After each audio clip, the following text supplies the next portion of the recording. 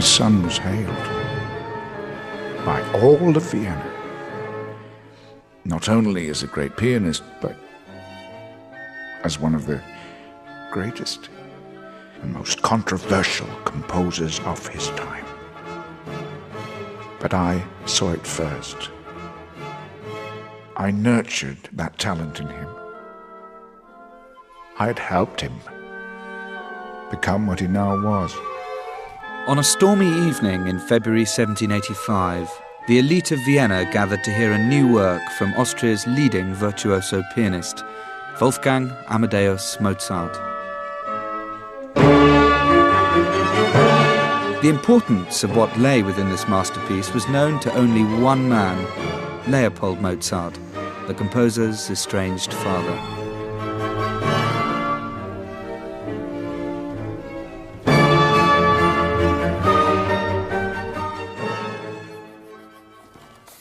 I believe Mozart is the greatest composer of all time. The popular view was that he was born a genius straight from his mother's womb.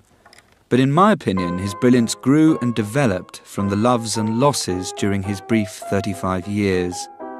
Life was the driving force of his genius. In this series, I want to discover, helped by the true accounts of those who knew him firsthand and following in his footsteps, how Mozart's own suffering and joy created music so powerful that it captivates the listener today just as it did that first audience more than 200 years ago.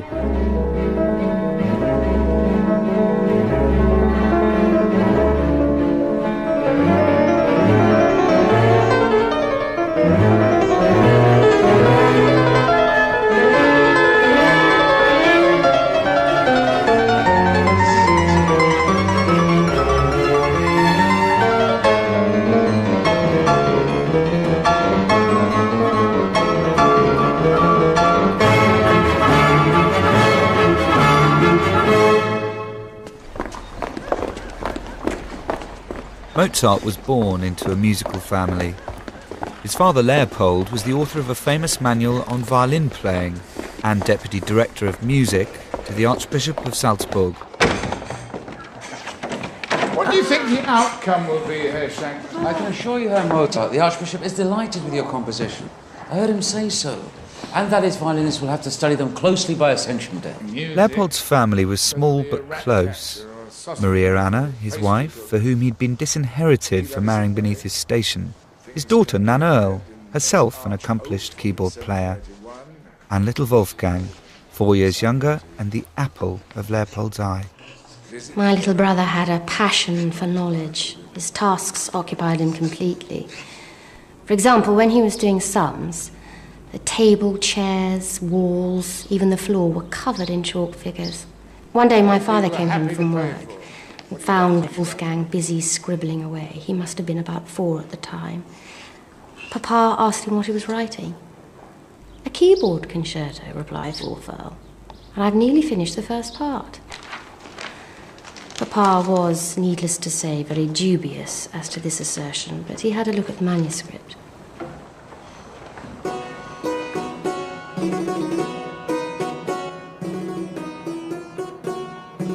That evening when I asked him to play me something, I knew immediately that my life was now in servitude to something as rare, sounds poetic, I grant, as rare as when the moon blots out the sun. Let's hear the subject. God had given him to me in his great mercy. The answer. It was my duty from the moment he began to play to ensure that my son's sacred music brought joy to the world.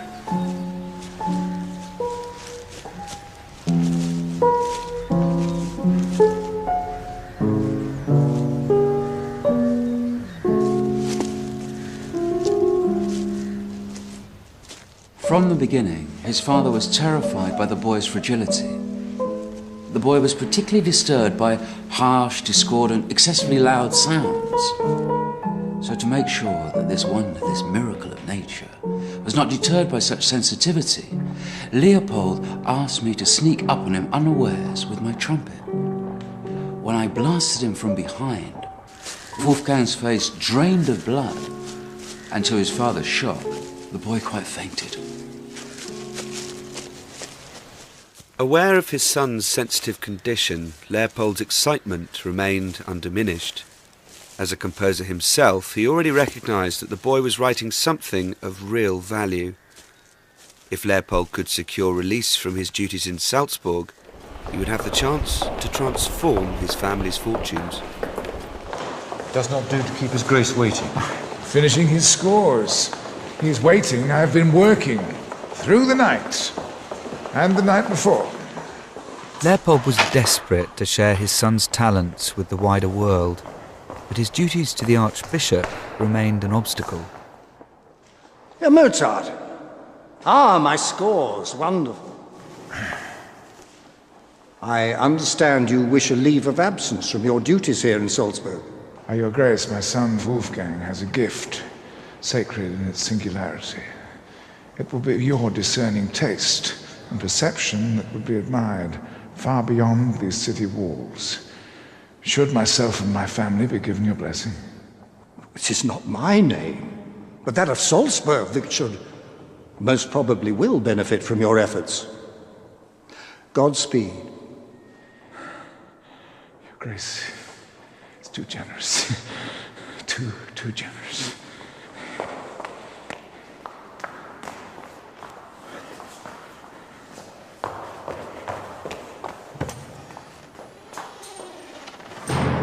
It must have seemed like the most terrifying enterprise for Leopold on that day, the 9th of June 1763. His whole family, these two gifted children, 7-year-old Wolfgang and his musically talented sister Nannerl, leaving Salzburg and striding out into the unknown. The adventure is beginning!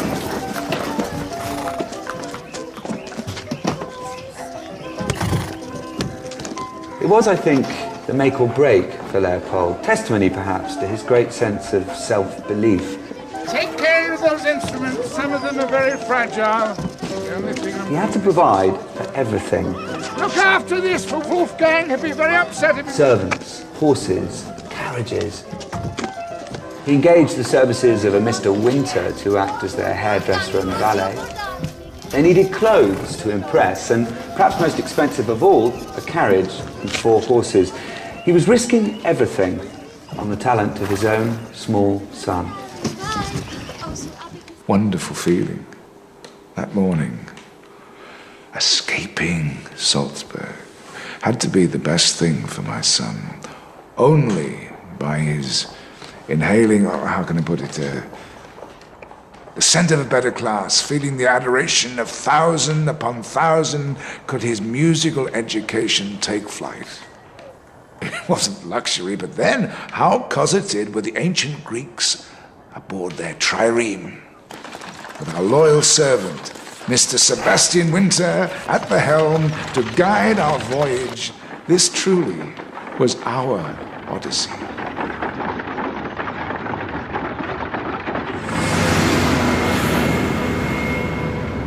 Driving as I am across Central Europe, I can only marvel at the enormous distances that the Mozart family had to traverse. But that being said, Leopold had picked the perfect time for this great trip. The 7-Year War had just come to an end. It had been a particularly bloody conflict where all anyone could do was watch their back and look after their own. But now, with peace across much of Europe, the aristocracy in particular were able to enjoy themselves again and to throw money at entertainment. He's all of 7. How can a little mite of 7 impress us? Come and sit on my lap, you little monkey. Come along. I shall stroke your hair.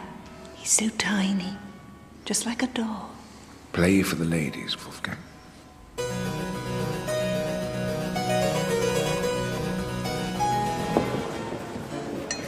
Oh, you poor little thing. So delicate. But can you see the baby calluses? I have just the thing. Here, Poppet. Try lanolin. It works a little miracle on my gardener. Oh, what a peculiar little boy. He's from some frightful little town in Austria. I understand he has the ability to play blindfolded. Oh, how remarkable. Well, if he wants his supper, he shall have to sing for it.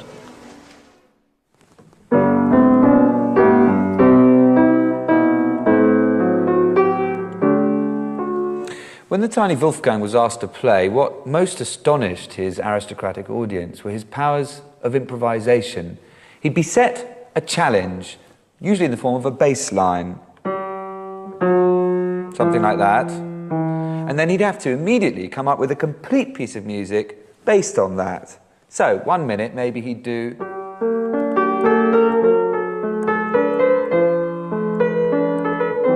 Five minutes later, he'd come up with something completely different.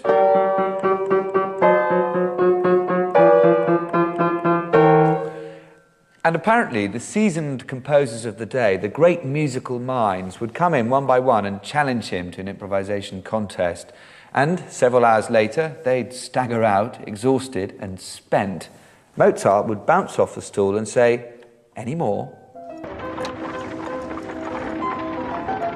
As Wolfgang travelled through Germany into France, the invitations to play flooded in, and Leopold reaped the rewards. Snuff boxes, silver pens, gold pocket watches. The family was swiftly elevated from humble tradesmen to special guests at the royal courts of Europe. Wolfgang's imagination was stimulated by meeting the great musical minds of the age. All this attention had quite an impact on his image of himself. I worried about Wolfgang. He always seemed to be lost in a world of his own, quite detached from reality. Of course, when he shared his imaginings with me, I was happy. He invented a land which he called the Kingdom of Bach. It had everything for good and happy children, and Wolfgang was king of it all. He asked the coachman to draw a map, and he would dictate the names of cities, market towns, and villages. In this world, Wolfgang would sit on embroidered cushions and dispense treats and favours to the children of his land. Sometimes I think he spent more time there than in the everyday world. This little boy became a superstar because of his musical powers, which many believed were supernatural. Some said Wolfgang was the creative spirit of God, embodied in the most innocent of creatures. Others gave him more political powers, that here was a symbol of a new egalitarian age. Extraordinary, mental, spiritual prowess enshrined in the body of an infant. My son was unquestionable proof of new, enlightened beliefs that talent could be given to all, not confined to a special class. But the everyday world of travelling musicians was dangerous and grueling.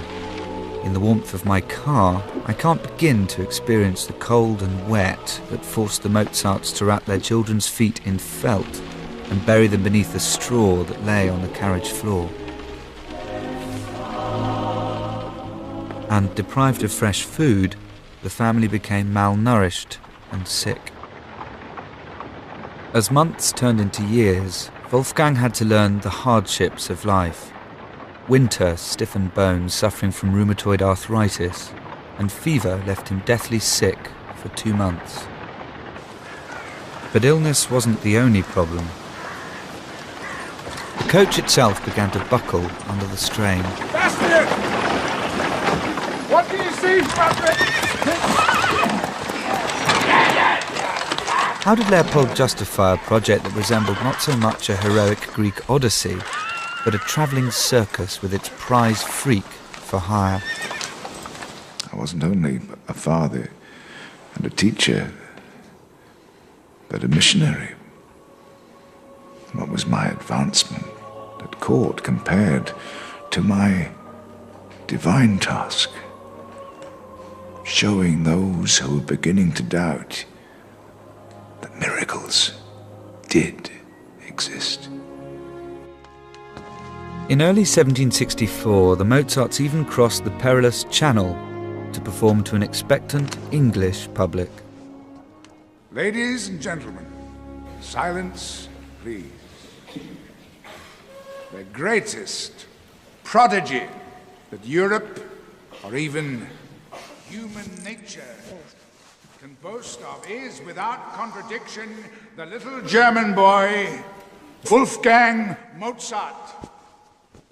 A boy, 8 years old, who has, and indeed, very justly, won the admiration of not only the greatest men, but also the greatest musicians in Europe.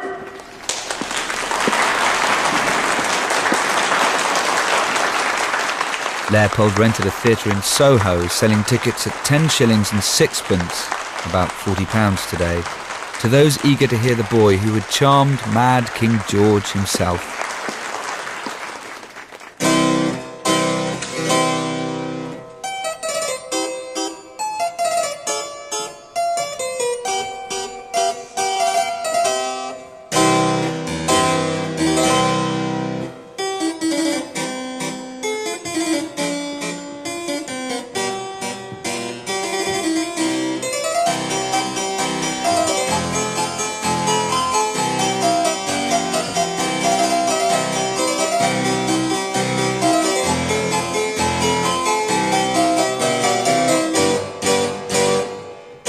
In the duets, Wolfgang would play the lower role, whilst Nannerl was given the more seemly higher octaves.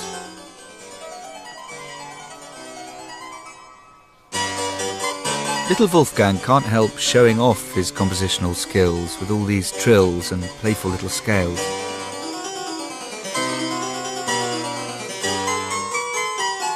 But in its uplifting warmth and lightness in feel, you can hear his rapid strides from his early works and sense the greater things to come.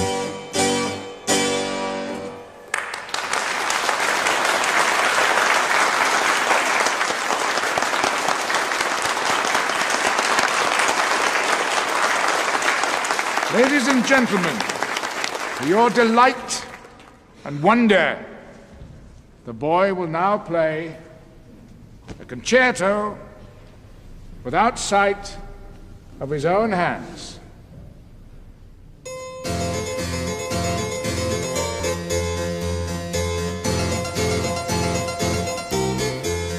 But there were also those deeply suspicious of Wolfgang's true abilities.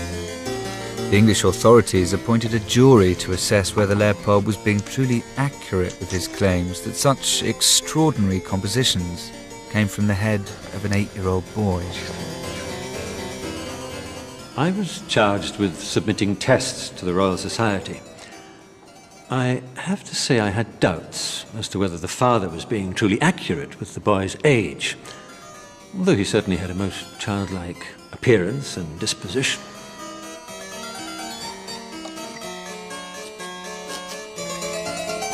My report to the Royal Society stated most emphatically that his execution was amazing.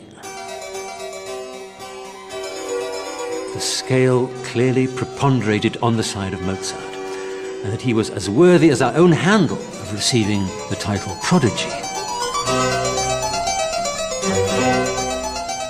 During this 3.5-year grand tour the Mozarts made, Wolfgang learnt an enormous amount. He found how to charm and entertain princes and kings, Louis XV, George III, and also how to transfix a crowd.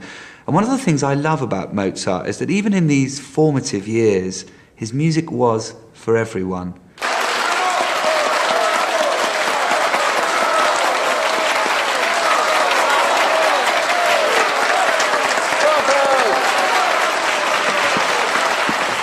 Eventually, he returned to Salzburg a much more complicated child, and Leopold wrote about this with a mixture of trepidation and defiance, as well he might. Childhood has the power to entrance. I sometimes think that Leopold was a dreamer of almost impossible dreams, in that he hoped, by sheer belief alone, that he could render childhood eternal.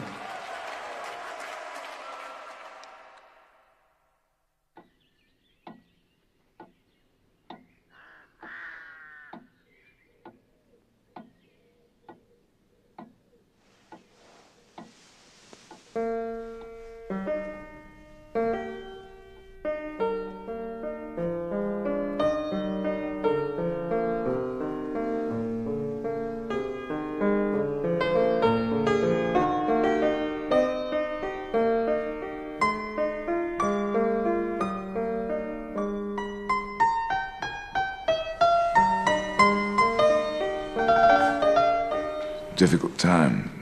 Things were not going as I'd planned. All of Europe marveled at my son.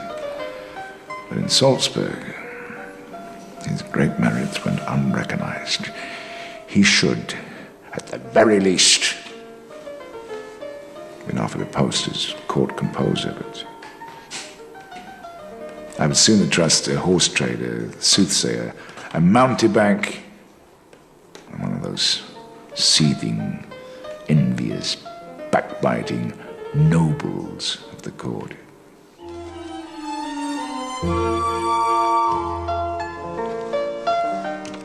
Most beloved and esteemed Signor, I beg you to tell me what you think of my humble music.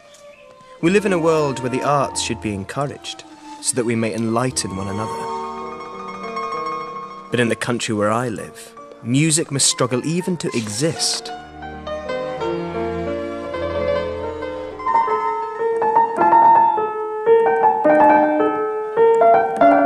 This grand piano that I'm playing on here is really quite a lot like the fortepiano upon which Mozart composed his piano concerto in B-flat when he was 20. The fortepiano was very much his instrument. There had been an enormous revolution in keyboards and keyboard design leading up to this point. There'd been the clavichord, a small domestic instrument where the string is struck but the sound is tiny. Then the harpsichord, the string is plucked, but very little potential there for expressive colour.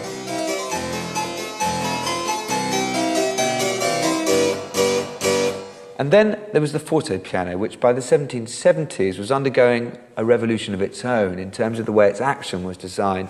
It meant that now you could play the same note repeatedly in a way that you hadn't been able to before. Also, the sound, the depth of expression and possibility was growing all the time with the instrument, and Mozart seized on this.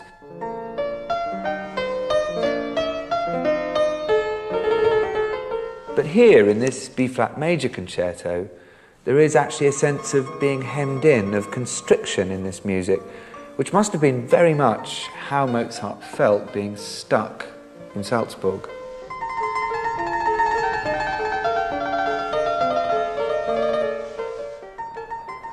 If I'm truthful, my son's temperament contributed towards his frustrations in trying to obtain a permanent position. My son was brilliant, but he could not temper himself. In 1771, a new man came to power in the bishopric, Hieronymus Colloredo, who was less sympathetic to the aspirations of my family. I've always imagined Archbishop Colloredo as rather a narrow, conservative man, jealously guarding his own fiefdom. But in fact, he was a great supporter of the Enlightenment, and he had portraits of two of its heroes, Rousseau and Voltaire, on his study walls, which from time to time he had to cover up in order to avoid offending some of the more conservative burghers of Salzburg. The picture the Mozart family paint of him is obstructive and bullish, unwilling to embrace their grand design. You have to have some sympathy with him, though. They'd returned to Salzburg, having in their eyes conquered the world. He was paying them a perfectly honest salary.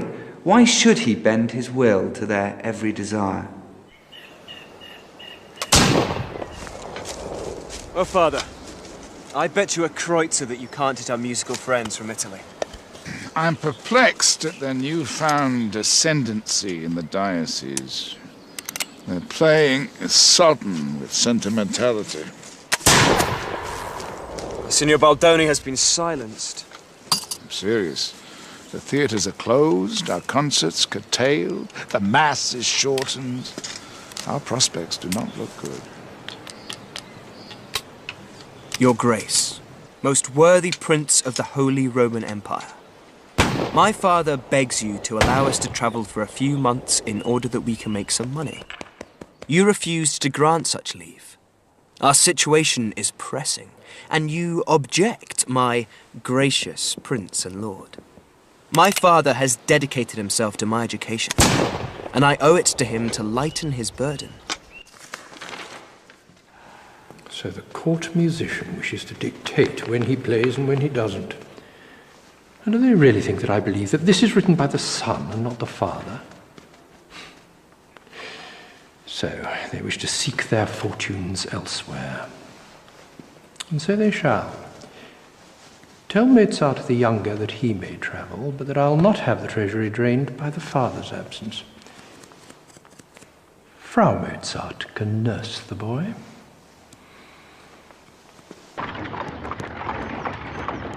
Mozart's liberty was a blow to Leopold. At 21, he'd flown the nest. Frau Mozart was ordered to spy on his every move. Did I tell him to take the straight road from Salzburg to Mannheim? Yes, you did, Father. Does he know to approach Munich from the east? Yes, he does. Because the bridge has collapsed. Perhaps it is my fault, his lack of worldliness. I have done everything for him, trying to give him the freedom to concentrate. Exchanged money, found horses, lodgings, practically wiped the crumbs from the corner of his mouth. How can he be expected to obtain a position without my help?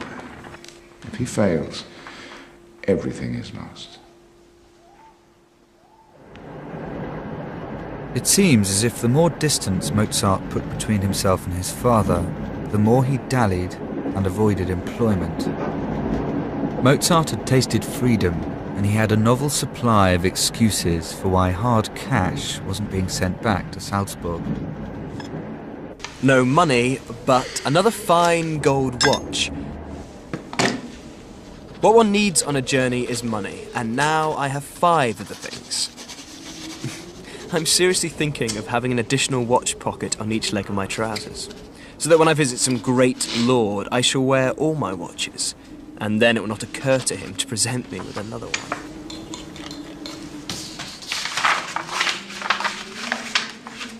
Mozart had more pleasurable distractions than begging a position. A year into his journey, he experienced a new sensation: sex. Before long, he was bedding his cousin Maria Tekla and writing her letters that were explicitly coarse. And then, on reaching Mannheim, Mozart met a 16-year-old singer and fell in love.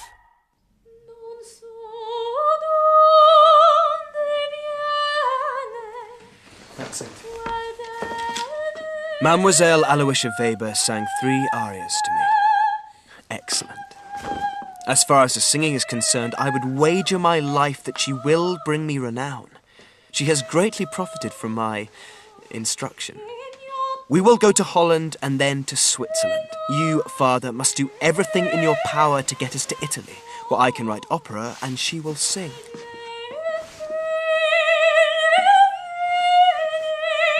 Examine yourself, my dear Wolfgang. Millions have not received the tremendous favor which God has bestowed on you. You are confronted with far more dangers than those millions who have no talent.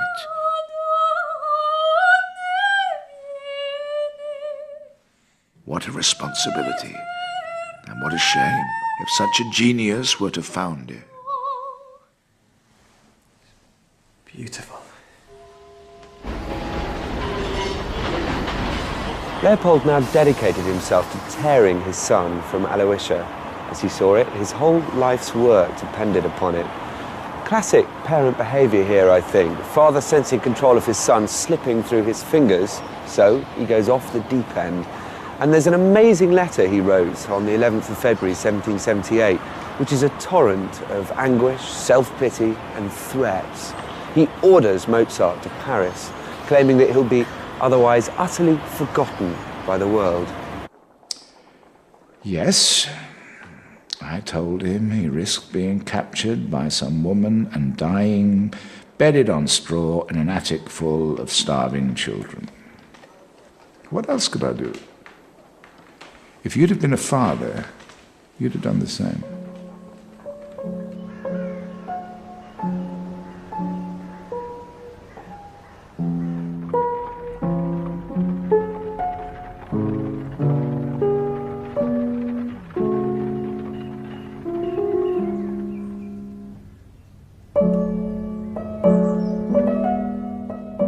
So finally, worn down by his father's protests and chronically short of money, Mozart left the very next day for Paris, thereby breaking off his relationship with Aloysia.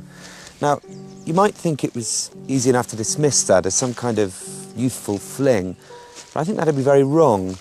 Mozart experienced, as far as we know, for the only time in his life, something we've all probably experienced, real heartache. Arriving in Paris then, desolate and raw, confronted by some of the worst rain the city had seen all year, Mozart was entering into a new, dark period, which would ultimately change the nature of his music forever.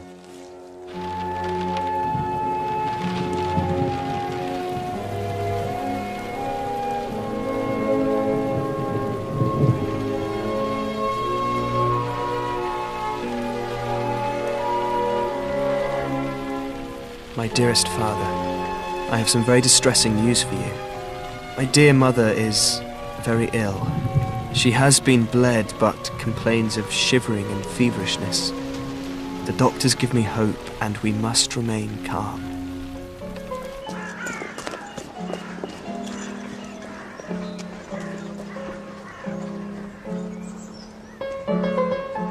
It was typical Fulfil. Even with my mother lying dead before him, he still wrote to us of his hopes that she would recover. He was trying to protect us, I suppose.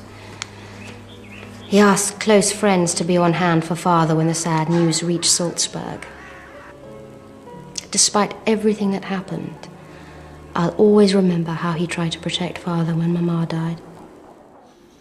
When I found out what happened, I blamed him for taking my wife from me. Maria Anna had borne me 7 children, 2 of which survived. By the grace of God, the love she had for 7, she gave to 2. Lost in his own world. He did not care for her. He took her from me.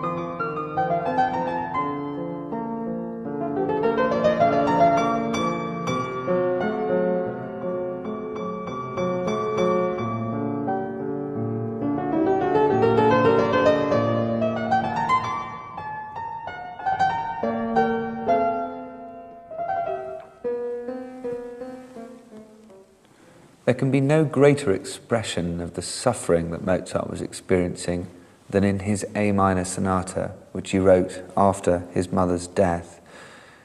This marks a huge sea change in his compositional style. Things could never somehow be quite the same again. Firstly, the choice of key, A minor. Musicians up to this point had always viewed minor keys as being somehow imperfect and unstable. And so it's very significant that Mozart chooses a minor key, and particularly A minor, which has a dark and very stark quality to it.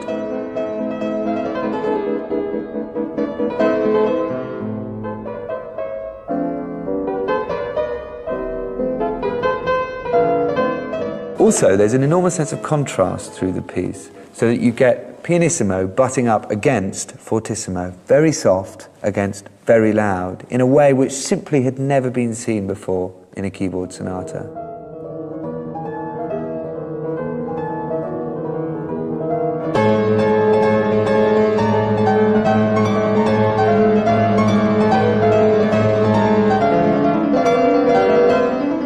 And then in the third movement, you get these enormous leaps that the pianist has to accomplish. It's like Mozart is struggling to keep things off his mind.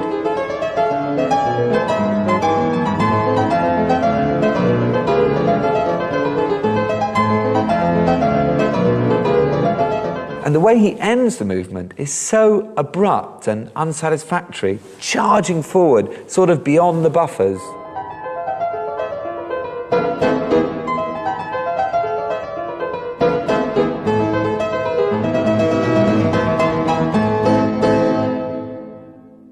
But it's in the slow movement, the middle movement, that I think we really get the key to this piece. There's something outwardly simple about it.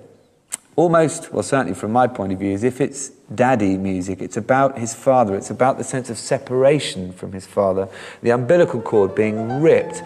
And you get these extraordinary juxtapositions of colour which create a deep sense of torment.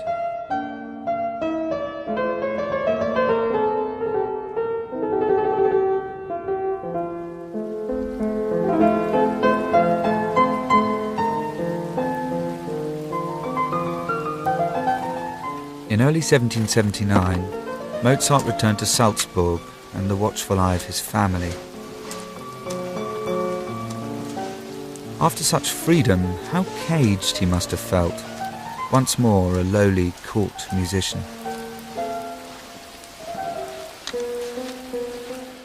As you know, Wolfgang and I were now employed by Archbishop Prince Colloredo of Salzburg. Ach, I despise the man.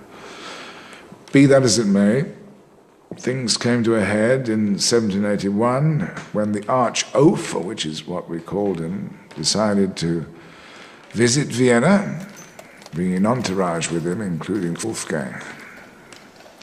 It's a shame that I had to stay in Salzburg. Perhaps I could have restrained him, but a man of 25 years ought to know when to keep his temper. Not brook such impertinences. Mozart must be quartered here so we can keep an eye on him. There's the conceit and arrogance of his father. Mannerisms unwelcome in those who peddle themselves around Europe like travelling beggars. The elder is of little use in my employment. Small wonder that none will take on the son. You will ensure that he sits where station requires, beneath the valley with the cooks. We should put an end to such fantasies of station.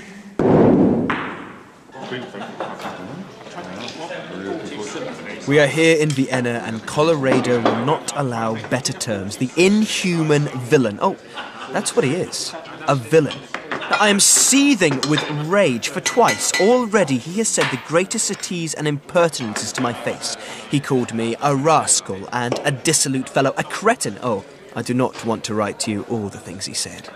Finally, as my blood began to boil, I said, "So your Highness is not satisfied with my service?" "What? Are you threatening me? You cretin. There is the door. I don't want to have anything to do with such miserable scum anymore." At last, I said, "And I don't want to have anything to do with you anymore either."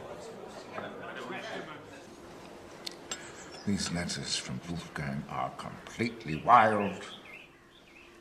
You cannot accuse the Archbishop of all sorts of insults and abandon our private code. It's his intention. He knows the Archbishop's spies open all the letters. Even now, they're rubbing their hands, gloating at his downfall. He has thrown away his only paid employment and willfully endangered my position.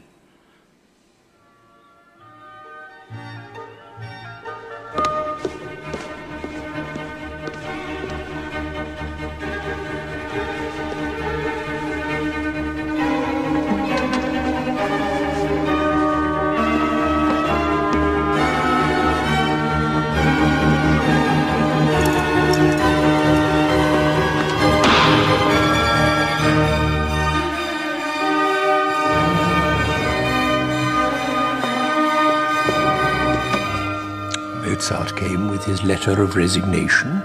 I refused to accept it. It was his duty to get his father's consent before such an action. He then rounded on me and my steward, the good Count Arco, shouting that he knew his duty to his father better than we did, and that he would be very sorry if he had to learn it from us first. So Arco got him by the neck and kicked him well and truly up his backside out of my office.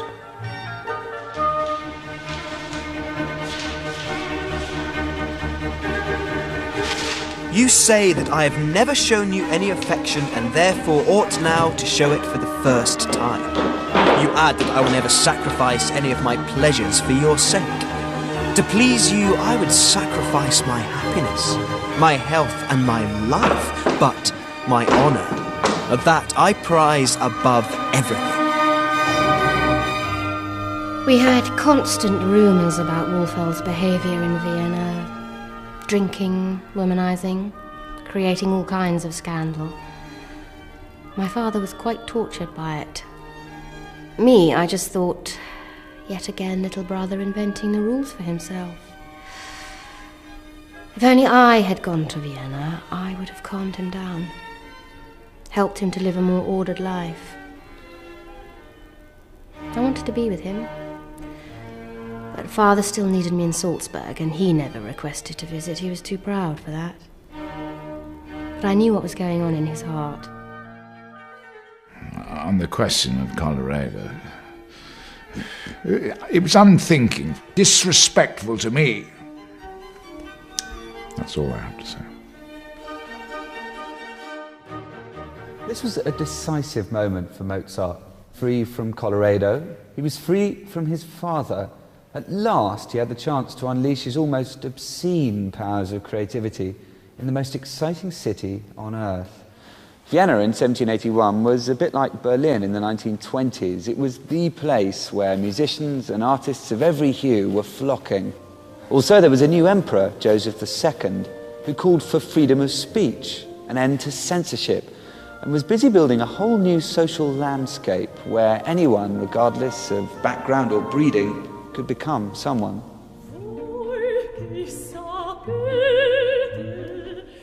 Mozart now threw off the trappings of his provincial past. He developed a taste for the latest fashions, smoking, billiard playing, and spending beyond one's means. I now have a beautiful red coat. I was so captivated by its splendour that I did not take note of its price. It would do justice to certain buttons which I've long been hankering after. Mother of pearl with a few white stones around the edge.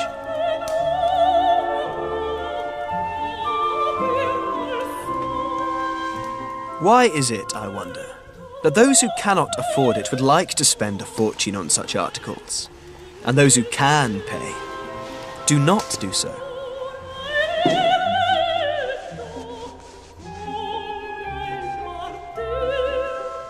Renting rooms from the mother of Aloysia Weber, he hadn't far to travel for extracurricular entertainment. But it wasn't the recently married Aloysia who took his fancy, but her younger sister, Constanza.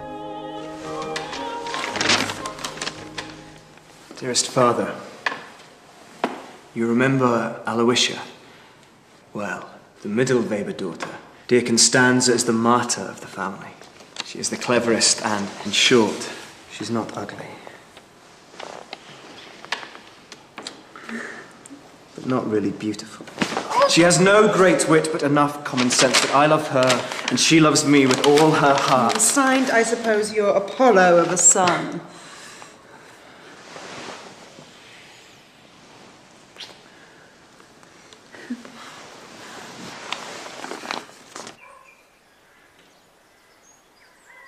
Treachery! This is how I react to treachery! Betrayal! My own flesh and blood!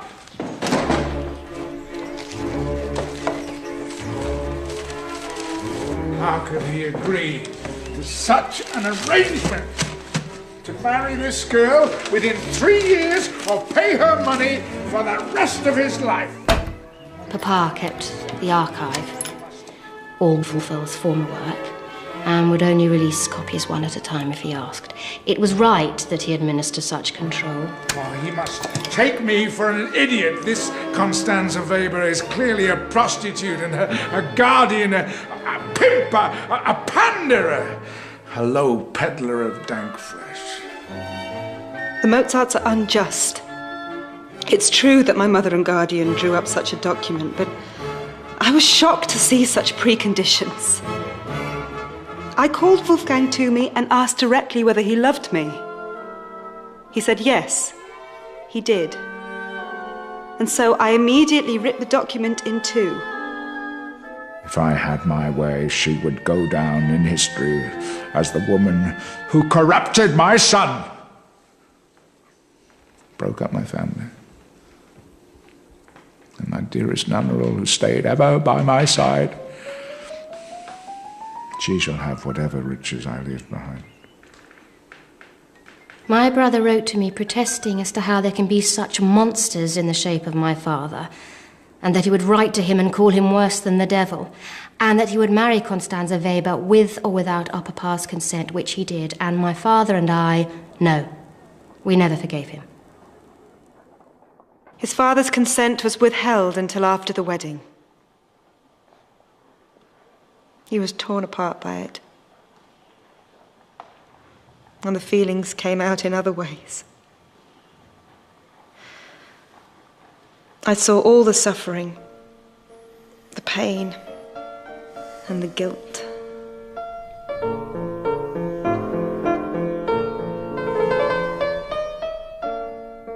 By now, Mozart had experienced an intensity of emotions which he was able to draw from and pour into his piano works. I believe it's his experience of life that gave him the ability to capture in music the sense of what it is to be human. Music where joy and pain can be experienced at the same time with equal intensity. Here's a composer writing not just to fulfill a commission, but out of great spiritual inner need. Dearest Wulfurl, Father refuses to release the music you have asked for. I'm sorry, but he is really very upset. You must think of him also, of all the years of sacrifice. It's only on reading these letters that I realised just how painful the split was between Leopold and Wolfgang. They'd had the most intensive hand-in-glove type father-son relationship. The great irony is that following the break, Wolfgang became exactly the entrepreneur that his father had always been. He set about promoting himself in Vienna as the leading concert pianist, planning not one but 20 concerts which people could subscribe to. And the word is that the music itself is shockingly passionate. Give it here, I'll sign it. Oh, no, I want to sign it. I tell you, I am the senior here. I insist on signing it. Thank you very much indeed. He is, I'm told, the most extraordinary player. The music is most complex and abstract in form. Too many notes, the Emperor said. Quite enough to make your head spin. What do you think? Doing everything himself. Not only writing and performing, but playing the businessman. And these concerts are not in theatres. No, they're in the open air. And in casinos.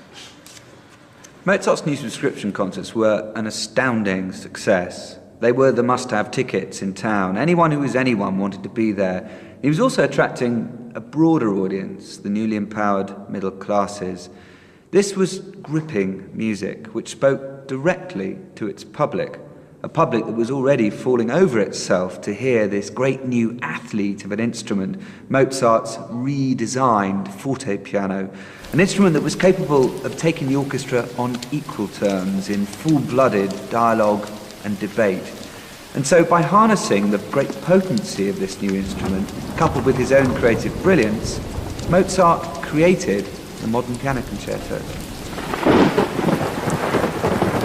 It's this enormous energy that pulses through Mozart's masterpiece, the D minor. He'd barely completed it before travelling through the streets of Vienna, followed by the instrument itself. Awaiting with anticipation was none other than Emperor Joseph II himself. But there was someone more important who planned to be there that evening. Wolfgang and I had not seen one another for nearly 2 years, but I could resist it no longer. My son was hailed by all of Vienna, not only as a great pianist, but as one of the greatest and most controversial composers of his time.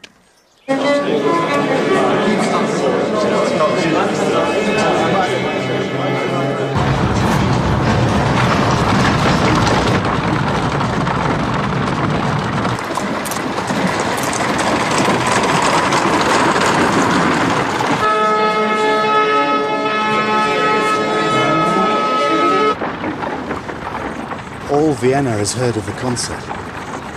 You must be very proud. Perhaps I may glimpse the young maestro when we arrive. No, he won't be meeting me. The truth is, he does not know what time I'm arriving. A little surprise.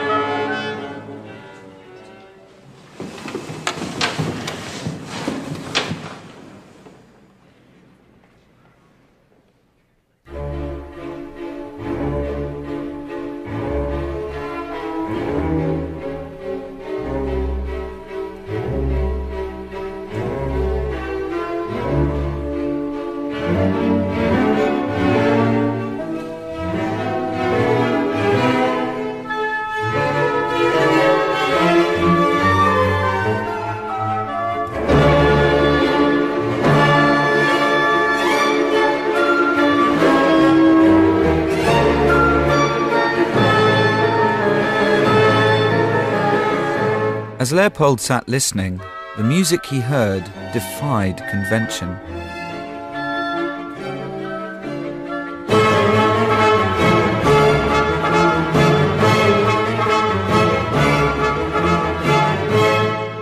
There's a new confidence here, which you hear right from the start, this incredible, audacious and weird opening.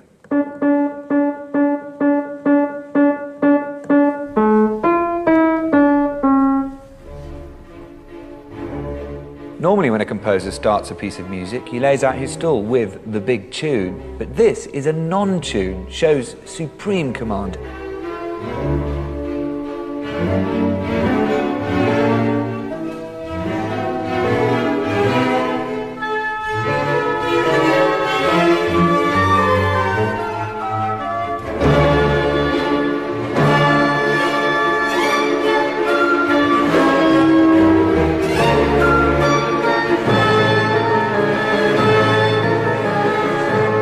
The entry of the second theme comes as a real surprise. We've been here, then new key, and now he ratchets up the harmony, raising the blood pressure.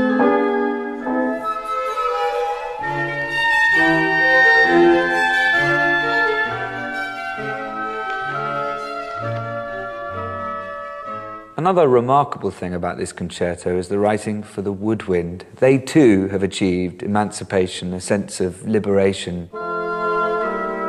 Listen here to this real dialogue between the oboe and the piano.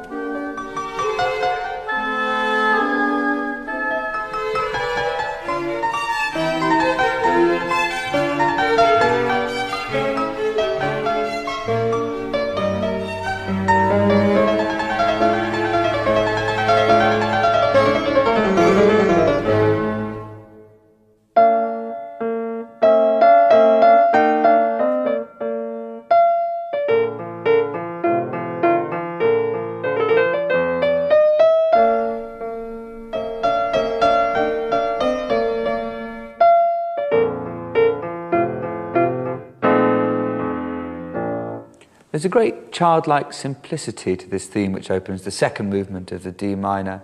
It's of the nursery, but laced with nostalgia. It's like an adult looking back at their childhood, and that sense you have as a child of placing yourself completely in the arms and the love of your protector, your father.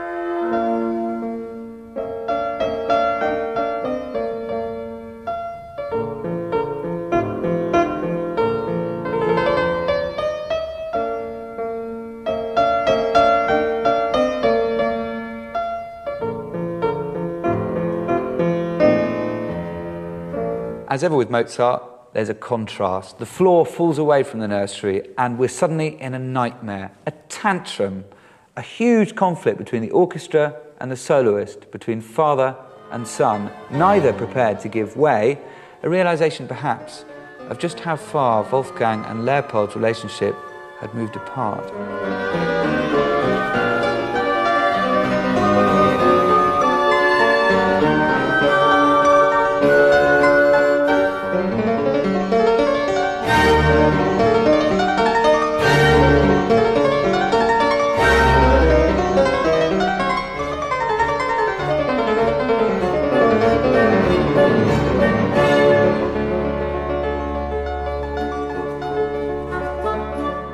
texture and colour saturates the third movement of the D minor. Mozart working at a white heat of compositional complexity. Here he is, decades ahead of his time. To me, this has all the torment, fire and passion of the greatest composer of the next generation, Beethoven.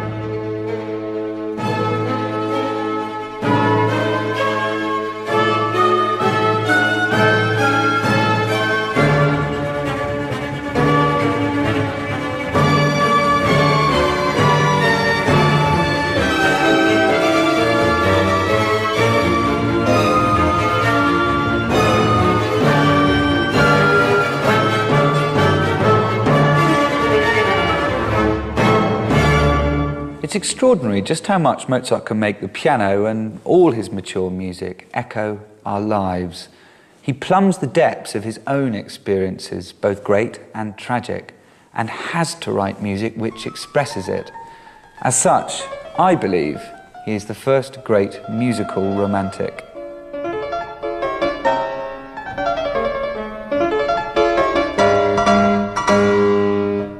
The concert was magnificent. I had the great pleasure of hearing so clearly all the interplay of the instruments that from sheer delight, tears came into my eyes. When he left the platform, the Emperor called out, "Bravo!"